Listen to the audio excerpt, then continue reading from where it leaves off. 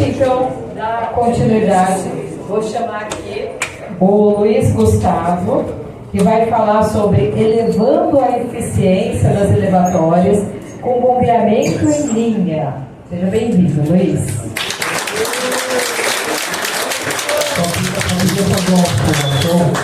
É porque a gente vê os cases da Simone, da Débora, agora do Alex, né? E no nosso dia a dia a gente não trabalha com eles diretamente, a gente vê a Simone, ela só compra, a Débora só ensina a criança no museu, o Alex eles só entregam, colocam água nos núcleos, aí a gente vê o Luiz Gustavo fala, só leva esgoto, o outro só controla a conta de energia, e assim por diante. A gente vê que tem muito mais coisas, além do que a gente enxerga no nosso dia a dia. Então é importante isso, porque é isso que a gente quer trazer quando integra, né? Ver o outro além da casinha, do que a gente vê para fora, e ver a importância, né?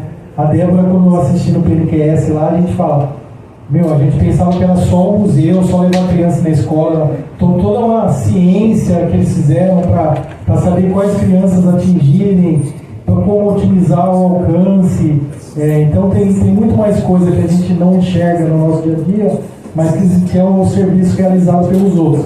A gente vai ver o da mídia também, que é de manutenção. A gente vai ver outros cases que mostram além do nosso olhar do dia a dia. É isso. E também tem sorteio de voucher do Candela, tá? Para de puxar essa grupinha.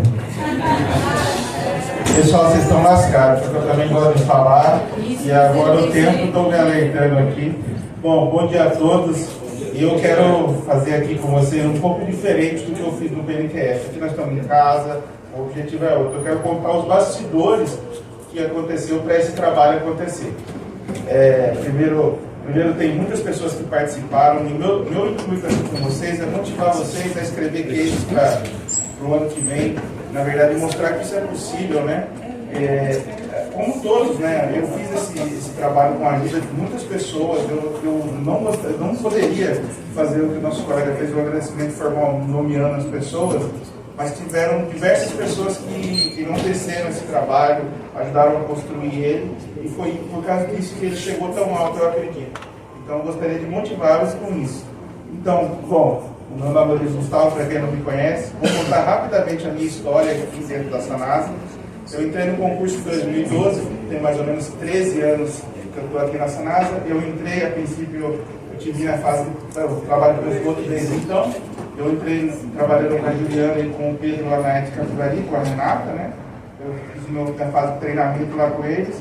Depois eu trabalhei num TS5 junto com o Gabriel Aboim, o Luizão e o Murilo, na site compacta, onde eu fiquei por muitos anos. E tem um ano que agora eu estou trabalhando no setor de elevatórios atualmente do nosso gerente Márcio, e eu trabalho junto com ele dando dias que me ajudou a construir esse case das elevatórias. E quando a Jaque fez o chamado, né, eu brinco que foi o chamado, sabe? Aquela coisa de Deus, assim, eu não tinha a menor ideia de que esse trabalho poderia chegar onde chegou, e nem ter o alcance que teve, nem participar de tudo que estava envolvido.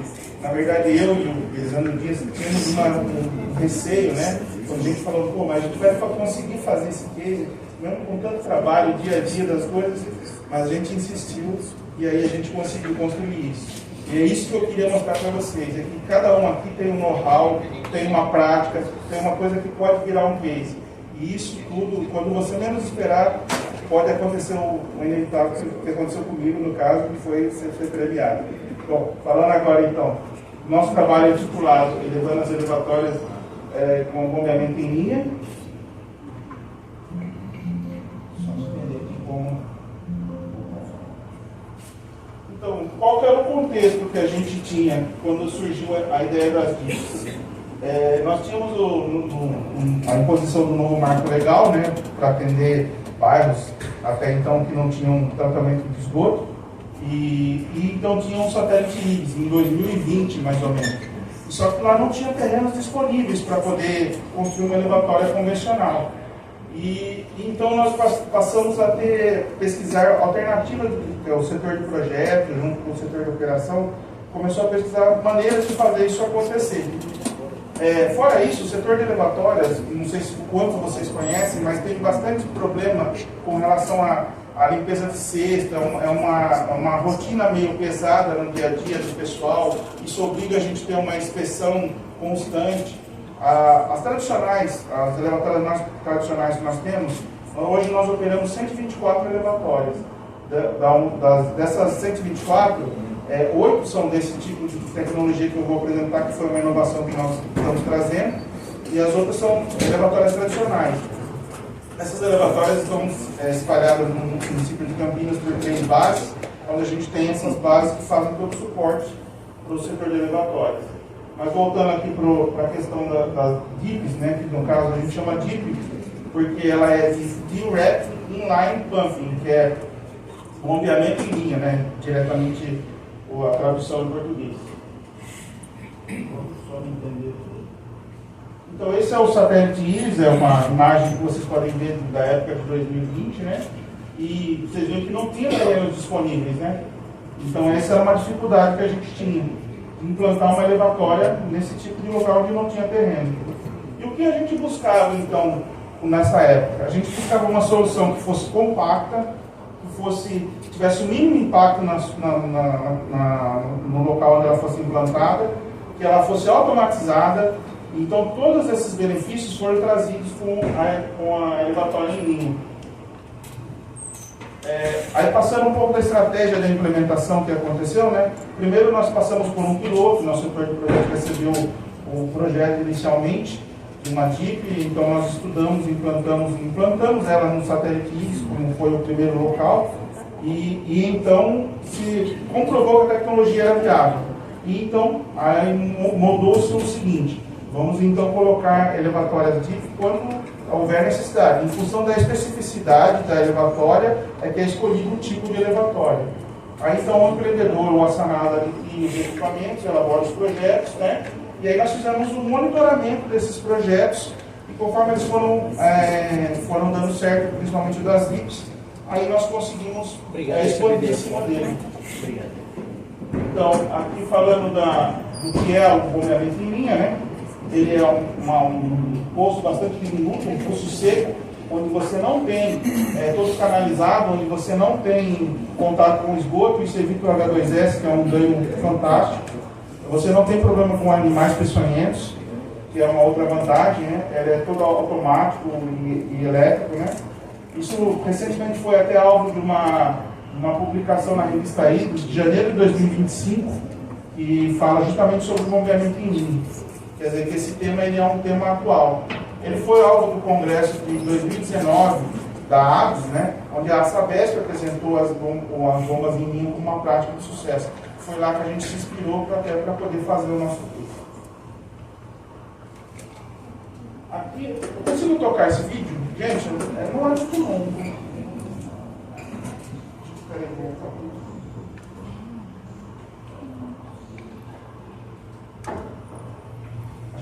Consegue tocar o vídeo? É rapidinho, eu acho. Não entendo como uma propaganda, tá? É que ele forneceu o vídeo, né? Então tem um vídeo aí rapidinho. Só para vocês entenderem melhor o que é esse bombeamento em linha. As estações elevatórias de esgoto que utilizam poço único geralmente apresentam mau cheiro, degradação dos equipamentos e elevado custo de operação e manutenção. Sistemas como esse necessitam de infraestrutura de caixa de areia e gradeamento para proteger as bombas, e com isso aumenta significativamente a área de ocupação e o custo de construção civil. Você pode mudar essa realidade utilizando nosso sistema de bombeamento em linha SBL nas suas estações elevatórias de esgoto. Só vou dar um pedaço, depois eu vou... O sistema de bombeamento em linha é simplificado. Não utiliza caixa de areia. Isso é para vocês terem uma dimensão melhor do que é a tecnologia. E ainda tem sua principal vantagem: o poço é seco. No bombeamento em linha, o efluente fica inteiramente canalizado, funcionando como um booster de esgoto. Com menor área de ocupação e menor profundidade de escavação, o sistema em linha tem menor custo de implantação e pode ser instalado em ruas ou calçadas. Com Conheça o nosso modelo SBL-SU. O sistema de bombeamento em linha compreende a válvula de entrada frangeada, o sensor piezoelétrico que mede o nível de entrada do sistema, com opcional de sensor redundante, corpo hidráulico inteiramente em inox, 2 conjuntos motobomba em linha, onde cada um atende a vazão nominal. Na saída temos a válvula de retenção conectada no recalque frangeado. Dentro do poço seco da bomba, temos a bomba de drenagem controlada por boia.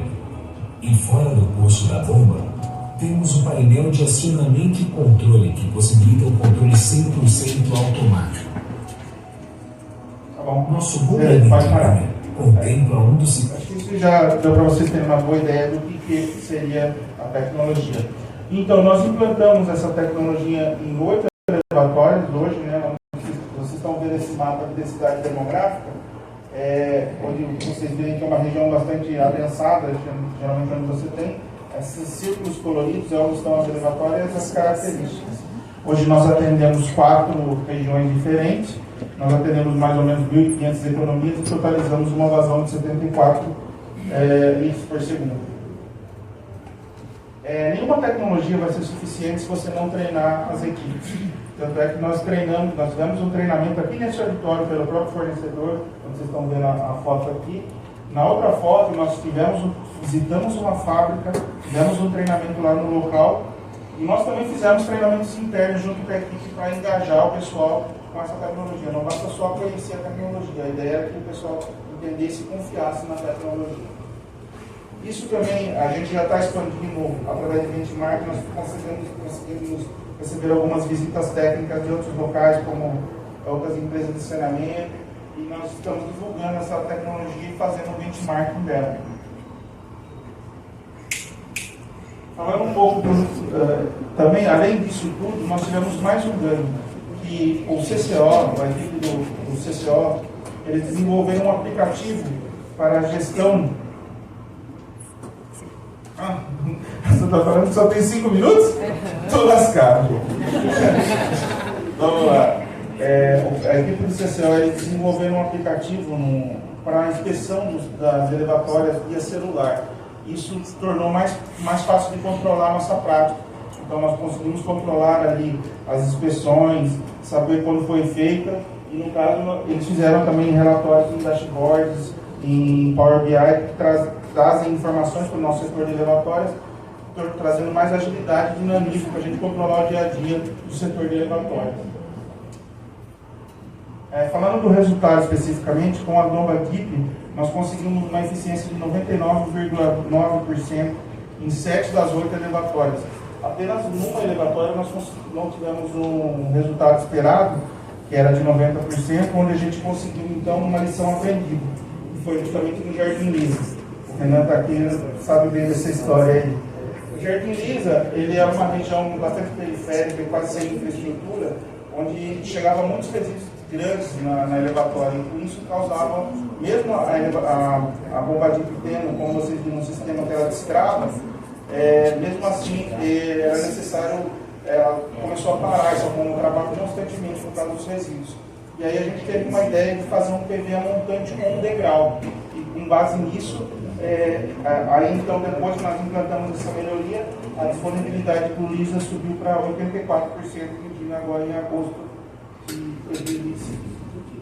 Falando dos resultados que a gente conseguiu especificamente, a gente fazia inspeção dia sim, dia não nas elevatórias, então seriam 183 inspeções. Nas bombas DIF, nós reduzimos para uma inspeção por semana. Além disso, a gente usa o caminhão Roots para aumentar a disponibilidade das bombas tradicionais. E nós fazemos isso 4 vezes ao ano. Com a bomba DIP, isso passou para 1 vez por ano apenas. E a gente teve também uma redução da manutenção de 60%, quer dizer, ela demanda menos manutenção do que as outras elevatórias convencionais, e com isso também a gente otimiza o nosso contrato de esgota-fóssil, que é o nosso contrato de contingência. Nós tivemos, falando de clientes e mercados, segundo uma pesquisa da ARES-PCJ, nós temos uma aceitação da população de 96,5%. Isso porque esse tipo de elevatório a gente não tem problema com o odor, que é uma reclamação constante da população. A gente quase não tem um impacto visual, quer dizer, nós implantamos ela em calçadas, para você ter uma ideia. Nós fazemos uma manutenção muito ágil, porque demanda muito pouca manutenção. E por conta disso, isso confronta com esse resultado da área. Indiretamente, quando você tem menos manutenção, você pode até gerar, no futuro, uma estabilidade tarifária, uma redução no valor da tarifa. Aqui é na elevatória de São Conrado, onde vocês estão vendo, foi instalada sobre uma calçada, praticamente. Uma curiosidade muito interessante também é que esse tipo de elevatória pode ser instalado em locais sujeitos a furtos e sujeitos a alagamentos. Tanto é que essa aqui, na cidade de Singer, ela foi instalada sobre um poste por conta de evitar, por ser uma região propícia de alagamento. E uma curiosidade, das 116 elevatórias do grupo convencional, no ano de 2025 eu tive 10 furtos. E nessas elevatórias do tipo de eu não tenho nenhum furto. Em todos esses tempos que ela está operando, nos 3 anos eu tenho 0 furtos nesse caso. Falando dos ganhos com relação ao meio ambiente, como a gente evitou as inspeções da equipe operacional e da equipe de manutenção, nós evitamos que 11,32 toneladas de gás de efeito de estufa fossem para o meio ambiente.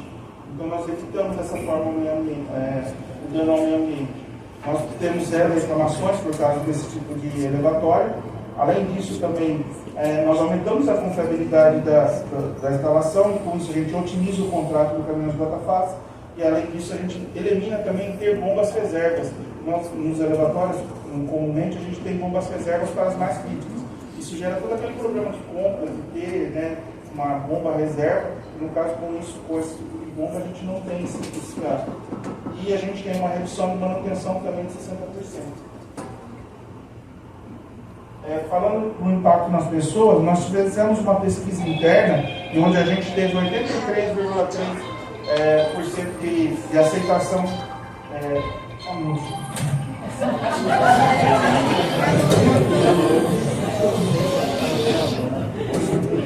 Tudo pode acontecer.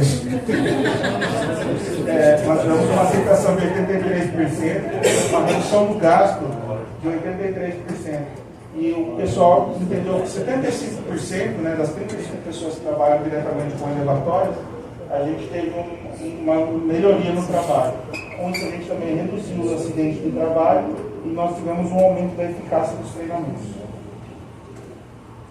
Um depoimento que nos emocionou bastante no entendimento que essa execução é melhor foi justamente no Messias Bispo, que é o nosso funcionário há 24 anos, no setor de elevatórios, na frente da Sanasa, e ele ressalta aqui que não ter cesto para limpar é uma qualidade de vida para os funcionários.